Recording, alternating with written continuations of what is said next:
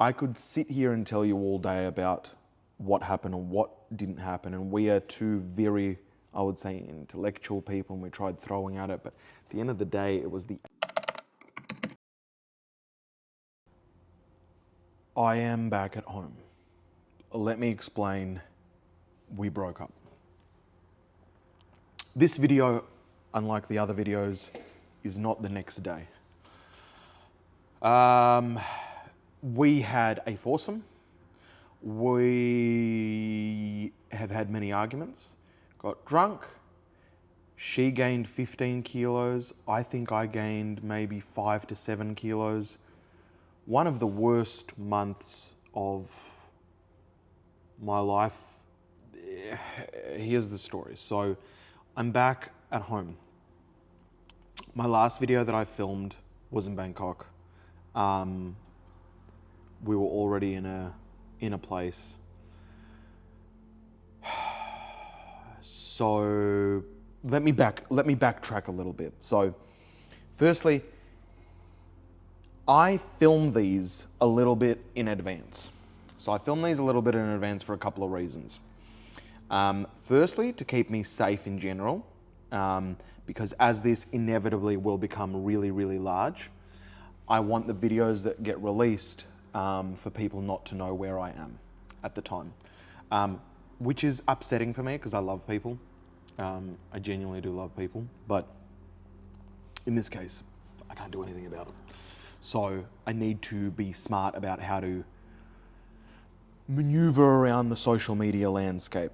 Obviously, still Instagram is current and a lot of things are current, so it's not going to be in a vacuum, but at least YouTube I'm able to be separate. Second of all, I decided to start filming in advance, so if I ever do have a day where I accidentally miss it, something happens, somebody dies, and I don't know, things happen, that I have a bit of backlog, worst case, right? If that makes sense. So that's there. Two, it also means that if my backlog starts getting small, I might have to, for a time period, film twice a day, like once in the morning, once in the evening, two completely separate thoughts. I will be fully transparent if that's the case, but they will still be released sort of every day. So that's that. So we're back to dailies. Here we are. And I just couldn't bring myself to do it. I couldn't bring myself to do it. My whole world shattered. So here's literally what happened. I'm going to explain the stories in a few videos, but here I'm just going to explain exactly what happened specifically on the breakup and where we're at the moment. So firstly, I have immense love for this person, more love than I've ever had for anybody else. And that's saying something. I really genuinely love human beings because I feel like I get the human experience. I get the human experience. I get the struggle. I get what it is to be human, you know? That we have goals that we don't miss. We have this thing that we're all trying to work on, but it's in our dark corner and we really know we need to work on it, but that's really hard. We have relationship issues. We have issues, you know. I love humans. But her I loved because I can't put my finger on it. However, our brains thought in a similar way. Our goals were in similar. We were just very, very, very, very, very at a core level, like a real core, very similar. Or at least that's what it felt like to me. So we have a massive age gap. Massive age gap. I'm 34, she's 20. That's at the time of us breaking up. Okay, so 14-year age gap. That's the reality of the situation. So a lot of the things that actually didn't work was just the age gap was too large. That there are certain things that I requested that needed to be there. I needed her to care in a certain way. I needed her to be attentive in a certain way that just a 20-year-old is not going to be able to deliver. No matter how much she tried, and she really did attack it, it was missing for me. Overall, she broke up with me 3-4 days before my birthday. On an evening where she got drunk, and I'm like, look, you're drunk. This is not the time to do it. Are you sure? Woke up the next day, she was sure. She couldn't stand to see me dying inside slowly. Don't know when you plugged into this or didn't plug into this, but I was nearing 1 billion views on social per year. for about a year's time. So just on the social media side, that completely went almost to zero because I became entrapped in this, enrolled in this, like in this relationship and trying to help her, trying to essentially pick the things that were unsatisfactory still and needed work for us to be in a committed relationship, like when we're living together. So I spent a lot of time trying to help and assist her and prop her up in the stuff that she wasn't well versed in. And I didn't realize at the time how much time it was sucking, but in the last 6 to 8 months, I realized that it was taking up a lot of time. That's why we've lived in separate Airbnbs. That's why we've been trying to make it work. And at the end of the day, so she moved in. Get this how I feel. So she's moved in, unpacked everything. We then go on a trip for Bangkok, which I, at the time, even though I got excited for it, I was more interested in plugging into my business, but she's so sweet. Like, she bought me this gift. It's a very extravagant gift. It was just amazing. And I was like, I love her and I love spending time with her. So I said, yeah, let's do it. Anyway, she broke up with me basically saying she couldn't see anymore that the impact of her not being centered yet in her core, you know, going through that ADHD and autism stuff, it's just like, and her questioning things. And at that age, everybody questions things. I didn't know that. I assumed that at face value, I met a person that was like refined. But later down the track, she revealed to me that she wasn't refined. She just tried to be something that she thought I would like. And then eventually my trust dwindled, and then we built up from there, and messy. I could sit here and tell you all day about what happened or what didn't happen, and we are two very, I would say, intellectual people, and we tried throwing at it, but at the end of the day, it was the age gap and the chronic insecurity. The chronic insecurity came up like this. When we landed in Bangkok, she was, again, very concerned about how she looked. She got bloated, how she looked.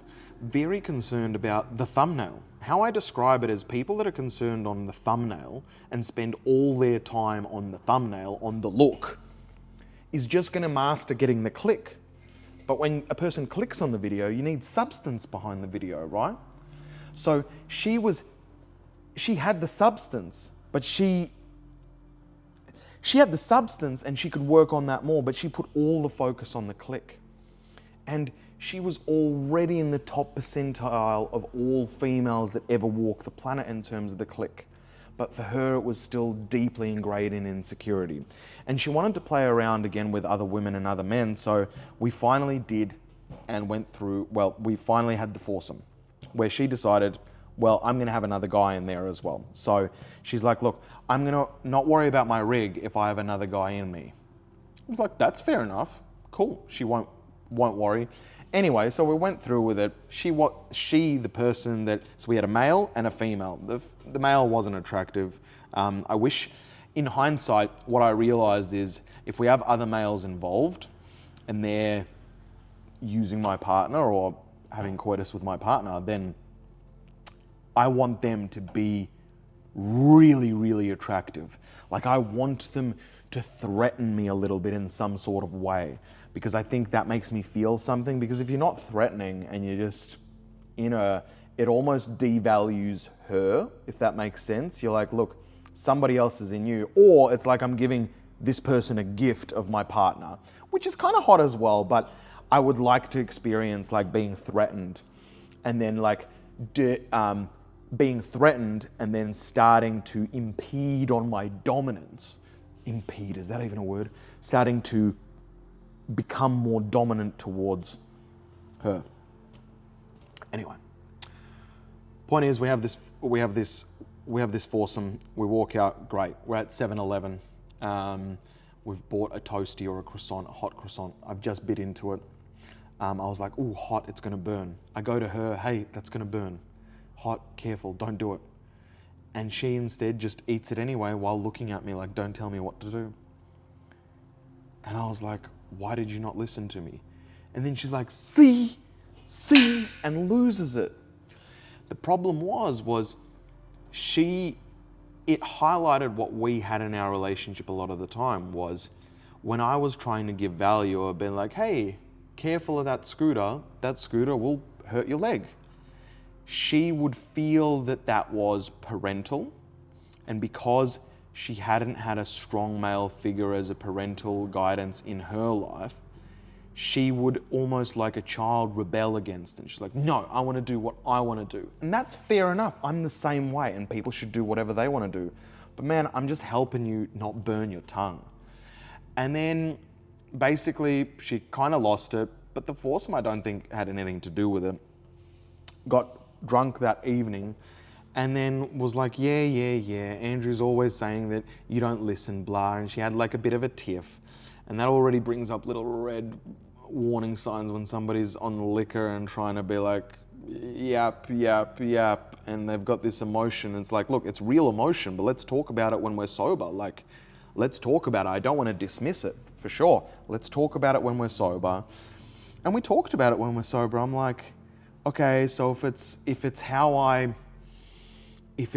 I deliver stuff to you, I cannot tell you anything for like a week at a time, and maybe like I'll have 2 hours to be able to help you with something a week or anything. She was at the place that she didn't even see any solutions, therefore she didn't want to action them. And it was in that I realized I was like, I gotta let this go. Because we had the deepest relationship I've ever had in my entire life. And without consulting, without being a partnership, instead she was like, nah, I don't want to hurt you anymore, I'm out. It was such, again, a selfish move, which was a lot of what our relationship had. She was very selfish. Not in a bad way. The person was in the mode that she can only rely on herself based on her upbringing. So I was loving her and getting that little childlike person out to be able to have intimacy. But for her, that wasn't the case. She broke up with me before my birthday. So we took this trip.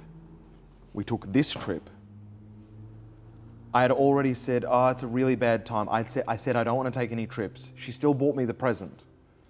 I was like, okay.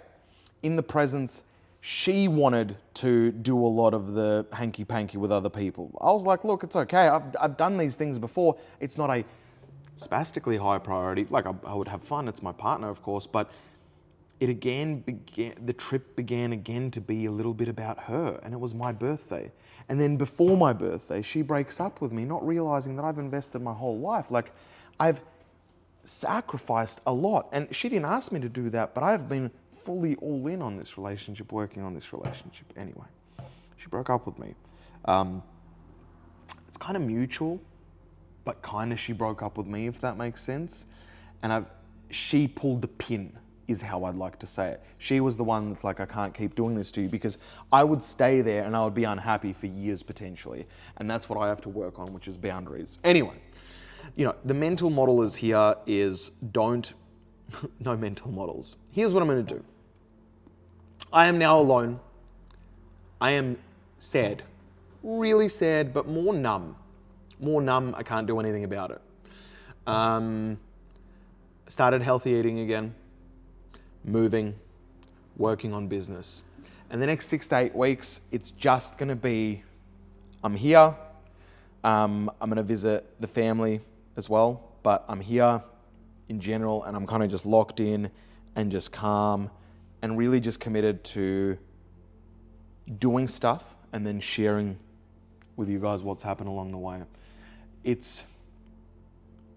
I'm embarrassed that I didn't start filming even after a day or two. And even she said film it, but I was emotionally, like, I was in a house where this person has essentially been like, yeah, nah, I felt rejected. I still feel a little rejected, though not really, if that makes sense. Like, we're still head over heels in love with each other, sending, like, through our stories, little secret messages to each other. It's bittersweet. We love each other so much. I personally don't think right now, where I can see, that there'll be another woman that will ever match that sort of level. But again, there was lots of issues. Love is all about timing, I think. And sometimes the timing doesn't marry up. And this is one of those situations. The timing doesn't marry up. She needs to go out, get more failures, explore the boundaries of her own brain. She believes she can do something, so go run at it. And then you have to realize, I have to run at it more calmly, more precisely. But until you experience that, you're not gonna feel it. So I think for me, what I realized over time is no matter how much I can give you the answers, even if you really want the answers, until you live it, you're not going to have it like as a part of your identity. So while knowing all the answers, until you've done the roadmap, until you've actually worked through it, that's when you'll actually get traction. So a couple of things I'm committed to. What I realized is when I started filming this YouTube, I was like, look, whatever, my relationship is in a weird place, but like I want to do this, and I started doing this. I'm committed to this. I'm also committed to not getting into a relationship until I'm doing well over, I'll tell you the number. The number is $1.8 million a year. I'm not in a relationship until $1.8 million a year. Okay, that's the reality of the situation. And that needs to be coming in without me necessarily being super plugged in, so relatively passively-ish, you know? Because that's important to me. It's important to me. The next financial rank, the next financial kind of jump is important to me. And between different levels, there is jumps. Sure, I have freedom, sure, I can travel, etc., but I still can't, I don't know, I can't still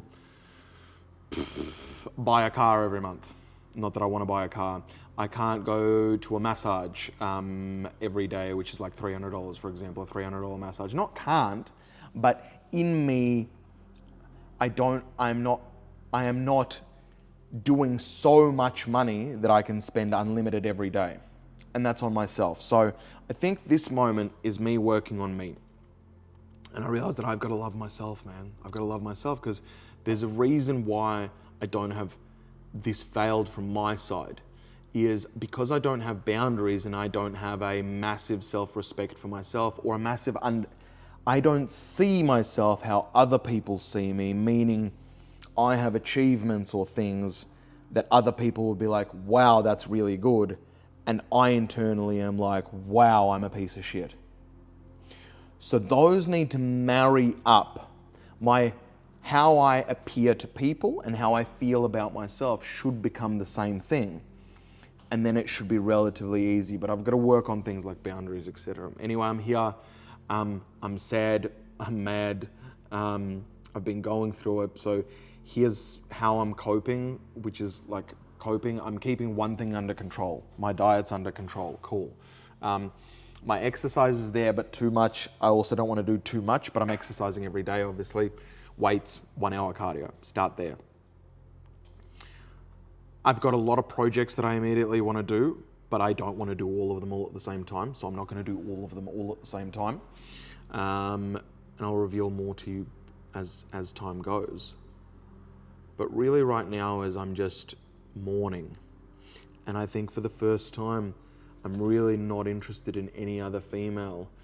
And I think this has happened once before. It was a very deep relationship, about a 16-year on and off relationship.